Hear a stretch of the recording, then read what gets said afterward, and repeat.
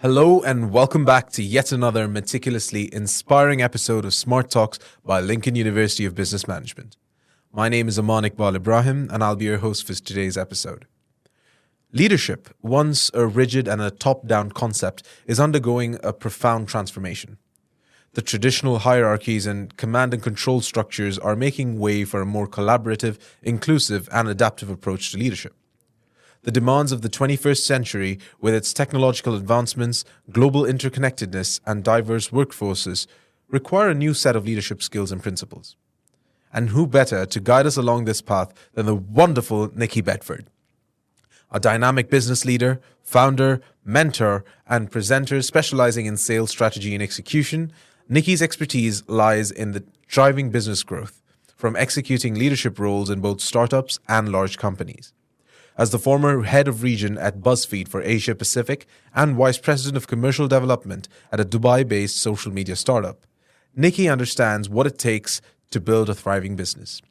Fueled by her passion for women's empowerment, Nicki founded She Leads the Way to provide a platform for women across the globe to thrive in business and everyday life. Her visionary leadership and dedication to giving women the right platform are transforming the industry, inspiring, entertaining, and fostering inclusivity. Welcome to our podcast, Nicki. Thank you so much. much. How are you doing today? I'm very well. I'm happy to be here. Perfect. Absolutely. We're happy to have you here as well. Firstly, before we go ahead, could you tell us a bit more about yourself and your leadership background? Yes, absolutely. I'd love to. So if we think about my leadership background, or even taking a few steps back, my career began when I actually started in the hotel industry. And then I progressed into events, and then I made my move into the media industry, which was interesting because media has had so many changes. When I first moved into media, newspapers were huge. In fact, they were big, but they were being phased out. TV was king, and essentially it was the only space that you would advertise and reach an audience that you were after. And then I saw the impact and the changes into social media, which was extravagant. In terms of my leadership experience, I've started in sales. I moved into sales leadership and business leadership. And my experience extends to both startup environments as well as larger companies. So one of my first sales management roles was at a social media startup based in Brisbane in Australia. And then I moved into being a sales director, and then I was head of region. So I ran the region across Asia Pacific for BuzzFeed, based out of Sydney. And I think the biggest takeaway for me is during my career, I have witnessed firsthand, I've had good leaders and I've had bad leaders, and I saw firsthand the impact of what good leadership provided and what bad leadership provided. So it was paramount for me to ensure that I exhibited those positive characteristics when moving into leadership myself. Absolutely. Amazing. And it just goes to show, there are people who might just, jump around and stuff, but you've climbed the ladder. You've done every role that can be done to get to that position that you're at right now. And that's amazing. That's inspiring. Thank you. That was always my goal, actually. I've always loved being a part of the corporate environment, and it was important for me to climb the corporate ladder. So I was always thinking of ways, how is it that I'm able to progress? What is it that I need to do? What is it that I need to learn in order to do that? So thank you. Perfect. What are the key characteristics? Of course, the podcast episode today is about the New Age Leadership Blueprint. So what would you say are the key characteristics that would define a New Age leader, and how would they differ from a traditional leadership model? Yeah, sure. So I guess I'll start with traditional leadership. And I guess that sort of traditional leadership relies on that control and authority. They're a little bit more resistant to change, and the leadership style can lean more into that fear and intimidation in some cases. From a positive perspective, they are also instilled in having that pride and tradition of the role, which leans into, that leadership and also its followers or the team. If we think about New Age leadership, it's very much about teamwork and collaboration. It's about strength and support. Being a New Age leader of today, you're highly adaptable. You are open to change. You embrace technology. But most importantly, you have a high level of emotional intelligence, and you're an innovator. So, being a New Age leader today is reflective of how much the times have changed. And I guess for me, some of the key characteristics that define a great leader of today would be first and foremost, I mean, I just mentioned it, it's high emotional intelligence, which also encompasses having a high level of empathy and being quite vulnerable. So this means that you have really great social skills, you're incredibly self-aware, and you're empathetic. The importance of having that level of awareness is paramount because it allows you to understand your team better and what motivates your team, and therefore what allows you to build and get the most success out of your team. Absolutely. It's paramount. The second is being an exceptional communicator. So effective communication and effective leadership are intertwined. Great leaders are skilled communicators, and it allows there to be absolutely no misunderstanding as to what needs to be done or how to progress. When it comes to communication, if you're a great communicator, the most important thing to do as a leader is explain what the vision is of the business, and to do that well. So what does success look like? What is the big picture? And ensuring that people are getting extremely excited about it. It's one thing to be like, okay, well, we need to do X, Y, and Z, but really embodying what that means and being able to bring people on the journey is paramount. Sure. So first is vision. The second is setting direction. So once you have a clear understanding of what the vision of the business is, what's the bigger picture, what does success look like? It's about implementing what are the processes or steps that we need to take in order to get there as a team, sure. And what is my role? What is each of the team's role in order to get there? So typically it's the vision, and then so what does success look like? And then you start working backwards. The third one in communication is being able to deliver constant feedback. Absolutely. So this is incredibly important. So I think what differs between traditional leadership and new age leadership is traditional leadership, it's what you're doing wrong. So in some cases, it's like, this is how you need to improve. With new age leadership, it's actually very much a 360. So it's ensuring that you're giving that constructive feedback and also being able to give them support in how they need to progress. It's about giving good feedback, so ensuring that you're celebrating the successes. But it's also, as a leader, taking on that feedback from your team. How can I better support you? How can we better work together towards success? So those three things for me. Absolutely. I guess it's as the adage goes, a leader is the one who knows the way, goes the way, and shows the way. Absolutely. And it's just interesting that you point out, once you have a clear vision of where you want the business to get to, then you start delegating and you make sure that it's kind of like when they teach you basic first aid, where okay, if there's a person collapsed on the ground, you go to them first, and then you point at people and tell them, you go call the cops, you go call the ambulance, you do this, you do that. And that is something that sometimes you do need that firm push, but like you said, it's more of a 360. Yeah, absolutely. The third point actually is having the desire to lead. So a key characteristic is actually wanting to be a leader. I see so many times that people move into leadership roles because that they believe it's the logical next step. Absolutely.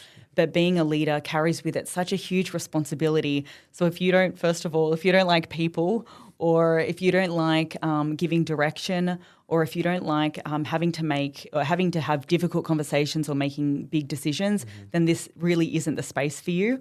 And it's worth considering, just because this isn't a space for you doesn't mean that you can't excel within the business, but it's very important that those are areas that you want to work and improve on to be a leader yourself. Absolutely. You've got to be a leader because you want it, not just for the LinkedIn profile or something. Exactly. Absolutely. And you can thrive in so many different roles. Additionally, you need to lead by example. Absolutely. I always like to say that if you are leading and no one is following, then you are simply taking a walk. And,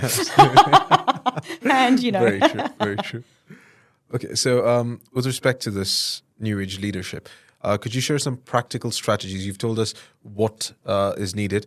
Now, could you just move on to the how of the practical strategies for fostering innovation and adaptability within an organization, which are often associated with new age leadership? Absolutely.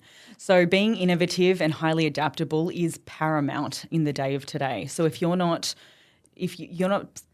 spending particular attention in these areas, you will simply fall behind. There are a couple of things that I like to do with my teams to ensure that we are ahead of the curve here. The first is embrace experimentation. So really creating a culture that values experimenting and trying new things. So there is so much technology, which I know we're talking on technology a little later, but there are so many different ways that you can progress within the business. Sometimes people feel, I don't want to fail. You need to fail. Absolutely. We need to figure it out, and you need to learn quickly. So for me, it's about failing quickly and then learning from it. Absolutely. One thing that I did with my teams is we created specific teams that would look after different areas. So being a great leader means have this ability to assign ownership, because when you feel like you own something, you've got that additional responsibility and you're more likely to really run with it. Some of the teams that we would assign support groups are things like social media, technology, DE&I, so diversity, equity, inclusion, and they're areas that you pick peers within your organisation to specifically specialise in these areas. So not only are they keeping ahead of the curve or abreast with what the trends are, they also have the ability to come back and communicate this with the broader team, which is incredibly important because not only does it help you keep up to date, but it gives that responsibility to your team as well to find that important. Very true. The second is rewarding failure and success. And I start with failure because if you're failing, it means you're trying. The only thing with rewarding failure is you need to reward it quickly and then move on and learn from it. We need to make sure that we're learning from the failures, and naturally we reward the successes as well. But if you're creating an environment that values experimentation, you have to be willing to fail because not everyone has all of the answers. And as a leader, it's about empowering your team to look beyond what they can see on a piece of paper. It's like, okay, how are we going to get here as a team? Absolutely. Or let's try something new, and what does that look like? So it's in addition, it's having that awareness, the open communication to be able to ensure that you're driving that train in the right way. And then rewarding success is a no-brainer. If we say that we're going to do something, we achieve it, then naturally we need to celebrate the wins as well. And then the third one is having diverse teams. So this may seem like a no-brainer, but it's so important to have teams that have different backgrounds, different perspectives, different skill sets, because when you have this, you are able to drive innovation because everyone thinks differently. So everyone comes to the table with something different, and then we're able to build really exciting projects and next steps as a result. Very true. It's like, I guess the saying is, there's no failure, there's only feedback. Yes, so we love feedback. You reward that. It's absolutely. Now, in the context of new age leadership, how do you see the role of technology evolving, and what should leaders do to stay ahead of the curve? Yeah, absolutely. So if you are not embracing technology as a leader or as a business, you will simply fall behind. Absolutely. It is the fastest moving thing that we have. If I think about back in my career when I first started, I was in sales, and to know when a contract came in, we had a fax machine. So when the fax machine rang, everyone within the team looked towards the fax machine to be like, whose contract's coming in? It was a source of joy. But now we think about, you can receive a signed contract on your phone through any app in real time. The importance of keeping abreast of what's going on in technology is paramount, and it's about finding ways to leverage technology so that you are becoming more productive, not thinking that it's not working against it. If we think about technology from a media perspective, the likes of social media, we were only talking about this before. Yeah. The evolution of media. Print, TV, radio, and then online and social media absolutely took over. If we look at social media alone, Facebook was a huge thing. We uploaded all of our photos onto albums. Then we moved to Instagram, which is still pretty big. TikTok emerged. And, Twitter was also a really big thing, X, within the news space, and is sort of deteriorating in front of our eyes. For businesses, it's really important to understand how to use these platforms, but as a team, it's really important to keep at the forefront of exactly how they're able to use this to their benefit. in addition to that, naturally AI. I don't think anyone has an interview these days without mentioning AI, but it is so important to utilize this to your advantage. I do hear people saying, AI, it's going to take my job. It's not. It's absolutely not. We need to work for it. AI has been a part of this world for such a long time. And now it's starting to be integrated within our day-to-day lives in a bigger way from a work perspective. So it's about how do we leverage this? We've leveraged AI within my team previously in you're able to identify what are the highest performing verticals, what advertisers are spending the most historically based on data, and then you use that information to build out your go-to-market strategy. So it's finding ways to become much more efficient. From a business perspective, with She Leads the Way, I utilize AI to I take my MP3 from my podcast interviews and then I transcribe them. And then so I can put it into AI and it'll tell me a summary of the episode. Absolutely.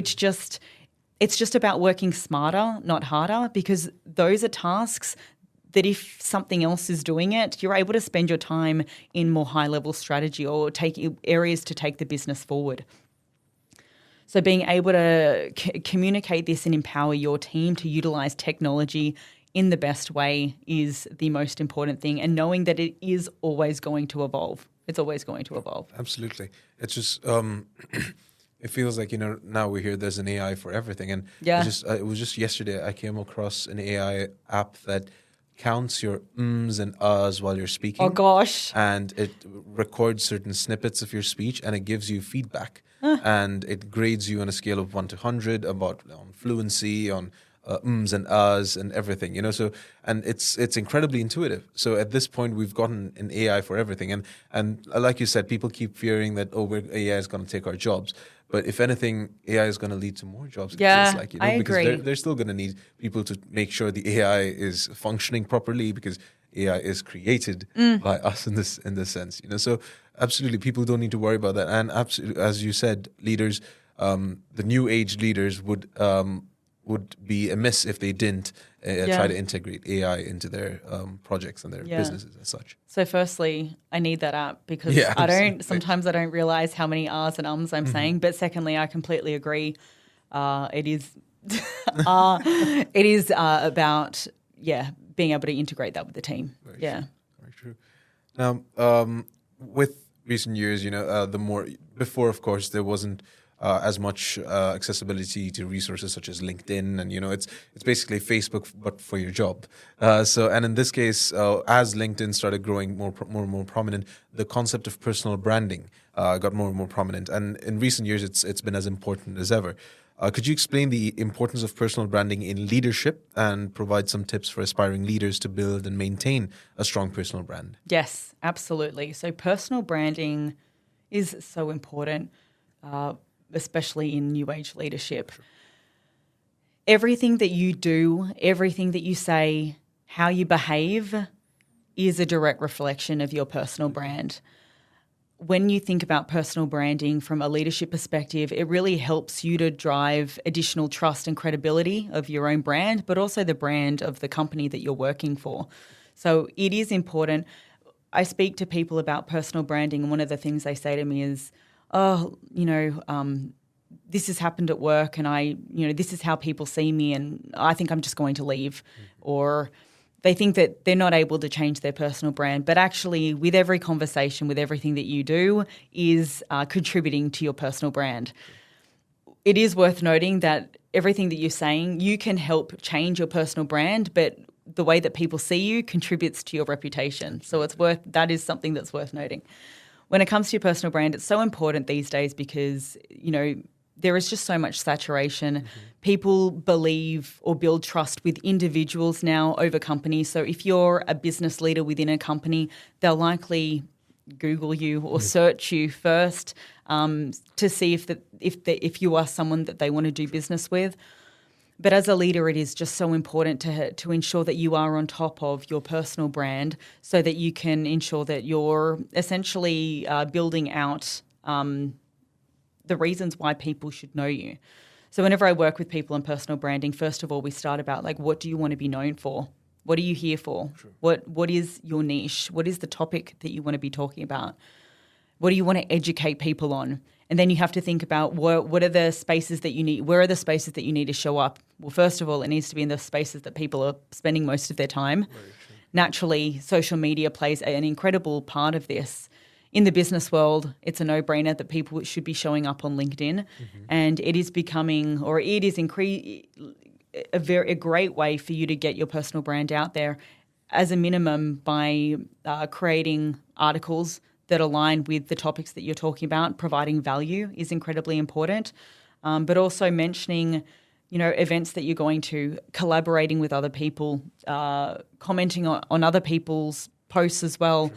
Because I think the end goal with your personal brand is you also want to appear as a thought leader. So you can only do that if you're able to give your opinion and your 2 cents. Exactly. I've spoken to some people and they're like, where do I start? I don't know. Being a thought leader, do I really know? Yes, of course you do. If you're a leader, then you absolutely have knowledge on, first of all, the industry that you're in. You're a leader for a reason. Exactly. So start there. And I would think about, what are the 3 areas within the industry or 3 areas that you want to be known for, and then start creating content around those 3 areas. And as a starting point, it could just be articles if you're not comfortable in front of camera. But as we know, it's 2023. Video is incredibly important. Absolutely. If you're not comfortable in front of video, it's not paramount. You don't want to, it could be a voiceover. Could be a voiceover. Absolutely. Yeah, absolutely. It could be a voiceover reading your articles. Yes, absolutely. But no, LinkedIn is very important. Being on social media is very important. But I think the one thing for me with helping with building your personal brand is, we think personal brand, it's all about me, but also it's about how you can help and give back to others. What value is it that I can help people with? What do I want to be known for? Well, what is the problem that I can help people solve? And then with your team, help nurture your team so that they're being known for something as well. What is it in their own personal development? How can we help them show up more on LinkedIn and then other social media areas? Because you'll get more out of them, and it'll also be really beneficial for the business as well. The final thing, I guess, with personal branding is, it is something that you can work on every single day. It's in the long term. Absolutely. It's not something that you have to think, okay, personal branding, let's get this done today. No, it's the long term. So just think about what do you want to be known for? What are the skills that you have, and how can you show up as yourself every single day in order to demonstrate that? Absolutely. And what stood out to me is the fact that you said, you find 3 things that you can, market yourself around. Yes. And it's always, make sure that you get it to a point where if someone asks, okay, who is this and what is this person about, they can mention these 3 things specifically. Exactly. And it's just the best way to exemplify who you are as a person. Absolutely. It's a very, very perfect statement there. And finally, of course, new age leadership, it, like you'd said, it involves a more holistic approach, specifically to well-being and including mental and physical health. So how can leaders prioritize the well-being of both themselves as well as their teams while achieving business objectives? Yes. So if you have a happy, healthy team, then they're more likely to drive results for the business. If you have a team that is stressed, they're overworked and they're burnt out, then they're not going to drive results for you at all. It's so important that as a leader that you are aware of what it is that your team is after. We have implemented, flexible working environments ever since COVID. I know the big C word. No one likes to talk about it anymore. But, before COVID, it was, this is the way that we do business. And then the whole world turned upside down, and we needed to become more flexible. We needed to become more empathetic, and the importance of well-being came to the forefront. And I'm so, so glad it did, because it really demonstrated that not everyone works the same. People are productive in different ways. And if we can spend more time understanding the needs of our team members, then we're able to adjust the schedule accordingly. Flexibility can look like remote work, part-time remote work, part-time remote work, part-time working from the office. It could look like 100% remote work. I know, coming from a creative background, having the team in the office even at least 1 to 2 days a week helps, because you can tap people on the shoulder and be like, what's going on with this client? Or, it's a little bit more collaborative. But absolutely, the remote work environment works too. A couple of things that we did to ensure that we were enhancing the well-being of the team, first and foremost, is just being aware. So having open conversations and asking the team specifically, how would you like to work? Because if you don't ask them, how are you to know? And you find that some people will say, yeah, I would prefer to work at home, or I need this, I need that. We implemented mental health days. Once a month we had a mental health day. So you could choose any day of the month and you'd take that off. And, it wasn't considered a sick leave, or it was just a mental health day. It's like, okay, I need to leave. So that you have organisations that have fitness memberships, but it's also just about promoting that work-life balance. Absolutely. With traditional leadership, it was always about work, and talking about your home life was usually frowned upon. You weren't able to be emotional in any way in the workplace. And it was, 9 till 5, boom, we're here to work. It's changed so much in that your work life and your home life, they're so closely integrated that being able to be emotional is okay, being able to be vulnerable is okay. In fact, in order to get the most out of people, you want them to feel like they can be themselves. So first of all, creating that level of awareness, asking your team, well, how is it that you'd like to work, and trying to build out schedules that work for the team in the best way possible, and being more flexible with that. Absolutely. And we've come to the end of all the questions that we have. I'm just having so much fun. Absolutely. Thank you. Right back at you. Absolutely. And with that, that's what it's all about. As the adage goes, as we said during the recording, a leader is the one who knows the way, goes the way, and shows the way. And what we've witnessed over the past several minutes is this adage exemplified. As our world preps to take in the latest generation of changemakers, it's increasingly important for the existence of a blueprint for efficient and meaningful leadership. And with our conversation here today, I have no doubt we have one. Thank you so much for your time today, Nicki. To our listeners, if you would like to share your own experiences or ask questions, feel free to reach out to us on LUBM Middle East on Instagram, LinkedIn, and Facebook, and we can continue the conversation online. Until next time, I've been Amanik Ibrahim, and stay smart with Smart Talks, powered by Lincoln University of Business Management. Thank you, and have a great day ahead. Bye.